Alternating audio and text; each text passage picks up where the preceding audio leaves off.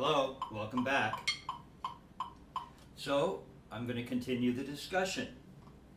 You'll notice I was playing doubles and roll strokes, doubles on the rebound. Well, I recently had a student that came in, and this is a typical thing. It's something that I had to look at in my own playing. And it's something I've talked about in other videos. What a lot of people do is they utilize what is a free stroke, taking advantage of the bounce of the surface, and then they force down. And so to play a double, what sometimes happens is, as in the case of this student, is there was a kind of pulling action as the stick is forced down. And what occurs is we get that sound that Richard Wilson would refer to as ba-dip, the dreaded ba-dip. And he would explain that that's not the sound we're looking for. And it's really important to listen to ourselves when we play, because it can really help to guide the technique.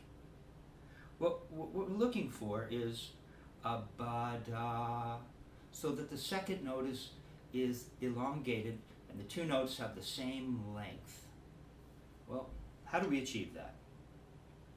Well, if one was to look at it in a remedial way, in slow motion, we're simply lifting that stick up, and then we turn towards the surface, following what Richard Martinez would refer to as the path of least resistance. We can feel the stick kind of fall into the hand, but we haven't squeezed, we haven't done anything, but turn our wrists and come back to the surface, at which point we continue to turn and bend so that the stick has the opportunity to be at the surface long enough to rock over the fulcrum, which in palm down is the first knuckle middle finger. Then we're trained to bring the stick back up when we accomplish the desired number of rebounds to come back to that starting position, or the floor, which is half an inch to an inch parallel bead to butt end from the playing surface. In the left, simply going to lift the stick up, led by the wrist, and turn back towards the surface. When we get to the surface, once again, we're going to experience what is a kind of follow through, which gives that stick time to rock over the fulcrum, which in the left is the crotch of the thumb. Then we come back to the floor, starting position. So that all we're really doing is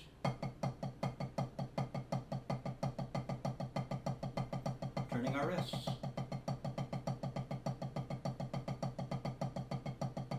It gives us the opportunity to make throws.